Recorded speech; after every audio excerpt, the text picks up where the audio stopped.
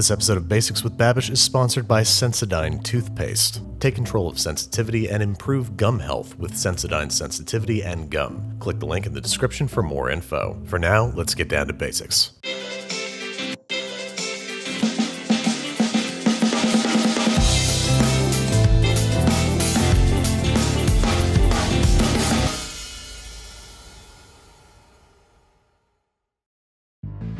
I submit for your consideration the classic ice cream sandwich, an alabaster slab of vanilla ice cream, delicately sandwiched betwixt two chocolate wafer cookies. The first instinct when recreating this at home is to cut a wheel off your favorite pint of ice cream, remove its paper sheath, and sandwich it between two of your favorite cookies. And this is a perfectly fine way to do things. No one would dare even suggest that this is not a handsome ice cream sandwich, but after letting it spend the night in the freezer and attempting to take your first bite, you might find that it's more Instagrammable than it is edible. And that's because most cookies, upon being frozen, turn into little round paperweights, chock full of diamonds that used to be chocolate chips. These are hard enough to break with one's hands, much less one's teeth. Upon re-examination of the commercially produced ice cream sandwich, we noticed that the cookies are actually more akin to cake. They're soft and spongy and break apart easily when subjected to any kind of stress. So we're going to make two different versions of this dessert Dagwood, one super easy and one a little bit more challenging. First up, a super easy stand-in for these cakey chocolate wafers I think is going to be chocolate waffles. So in a medium bowl, we are combining about 2 cups of all-purpose flour, half a cup of cocoa powder, 1 teaspoon baking powder, and half a teaspoon of baking soda. Tiny whisking until homogeneous and setting aside so we can contend with our sugar and liquid stuff. This time into a large bowl goes 3 large eggs, half a cup of packed light brown sugar, 1/4 of 1 cup each olive oil and vegetable oil, about 1 teaspoon of vanilla extract, and maybe 1 teaspoon of instant espresso. Go ahead and tiny whisk all these together. Try to beat a little bit of air in there if you can, until the mixture is completely smooth, and then we're going to dump in the dry stuff, along with 2 cups of buttermilk. And this is where your dad sense is going to start to tingle, because turns out dad was right, do not overmix pancake or waffle batter. Just make sure there are no streaks left, and it's okay if it's lumpy. Generously lube your waffle iron of choice. If it's a Belgian style one like this, you want to dump about 3/4 of a cup to 1 cup of batter in there. Let it cook for about 4 minutes, and then get it out onto a wire rack immediately to cool completely. And there you have it, friends. Chocolate waffles. Soft, cakey, and perfect for our purposes. Let those cool off for about half an hour before wrapping in plastic wrap individually and freezing for at least 6 hours up to overnight. We want these completely solidified before we start making Sammys. It's during this time that we can make our quote-unquote ice cream base. Out of 2 cups of heavy cream from my hometown, that's kind of cool, placed into the bowl of a stand mixer along with a couple teaspoons of vanilla extract or paste, if you want them little tiny vanilla flecks. Attach, wire, whisk, and whip until the cream reaches stiff peaks, about 90 seconds, and then we're going to lift up the stand mixer head and add 1 can of cold, sweetened condensed milk. This is going to sort of act like our stand-in custard, which we're going to beat into the whipped cream for about an additional minute. The whipped cream is acting sort of like our ice cream churner, because it's keeping our mixture light and airy and creamy. Once this new mixture reaches stiff peak stage, go ahead and stop the mixer, and then you can freeze it at this point for some faux ice cream, or we can stuff it between 2 frozen waffles. As you can see, I'm doing this in a pie plate with a whole bunch of plastic wrap because I don't really have a mold that fits the size of my waffles, and I don't want the filling to go spilling out the sides. So I'm going to wrap this up tight and establish a sort of ice cream perimeter and put it back in the freezer for at least 6 hours or until completely firm before slicing into sandwiches. It is at this stage that we can participate in the undeniably fun act of decorating with sprinkles. Just press the exposed sides of the ice cream into the sprinkles and you got yourself a pretty good looking ice cream sandwich. But how does it function and how does it taste? The waffles are perfectly soft, cakey, and moist without falling apart. The faux ice cream honestly tastes just like real ice cream, and it's stiff while still creamy so it doesn't squoosh out the sides. All in all, this is a really solid, really easy, really fun option. But what if you want a little higher risk, little higher reward? For that, I'm thinking we just make a thin cake to use as our ice cream sandwich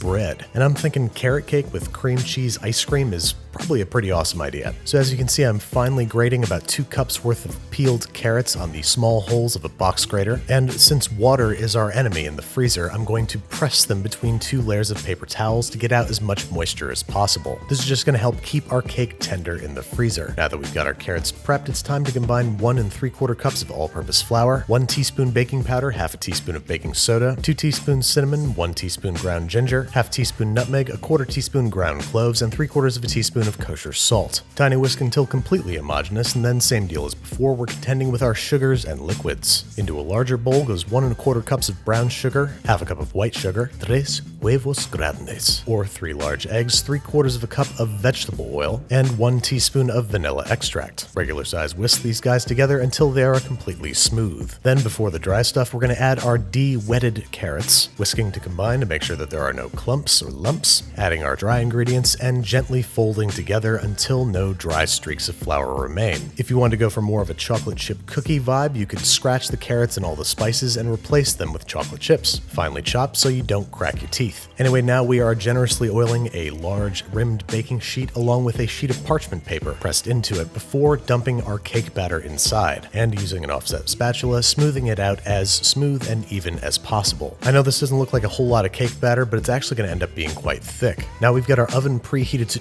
No, Andy, there's raw eggs in there. Our oven's No. Hey! Andrew Ray, get back here right now. Ugh, kids. Anyway, this is going into a 350 Fahrenheit oven for about 15 minutes, until the top is soft and glossy. Then we're inverting the cake onto a cooling rack and again onto another cooling rack, so it can cool off while sitting on top of the parchment paper. Otherwise, things might get a little sticky. This guy needs to be cooled completely before being cut in half, wrapped in plastic wrap, and freezered, again for at least 6 hours or until completely firm, during which time we're going to make our frozen filling. And this is going to be sort of like an advanced version of what we made before, a delightfully soft Italian frozen dessert called semifreddo, a cream cheese semifreddo whose recipe I got from the New York Times. It starts kind of similar, this time beating 1 cup of heavy cream to stiff peaks, setting aside while in a heat-proof bowl we are combining 5 large egg yolks, a teaspoon of vanilla extract, and a half cup of sugar. Regular size whisk those guys together until they are completely smooth, and then we're headed over to the stovetop, where a small saucepan with 1 inch of simmering water is awaiting. We're now going to effectively use our bowl as a double boiler, constantly beating the egg yolk mixture for about 3 to 5 minutes until it is lighter in color and doubled in volume. We're then going to whisk that off heat for another couple minutes until it returns to room temperature, put it in the bowl of a stand mixer, and add about 7 ounces worth of room temperature cream cheese cubes. We're then going to whip this mixture together on medium-high speed for about 5 minutes, occasionally stopping to scrape down the sides of the bowl until our cream cheese custard base is completely smooth. Then we are retrieving our whipped cream from the fridge and gently folding it into the custard, being very gentle and taking extreme care not to deflate the mixture. Once only a few pale, barely visible streaks remain, we're going to line our intended mold with plastic wrap and dump in our custard, taking care to smooth and even it out before wrapping it tightly in plastic wrap and freezing overnight until completely firm.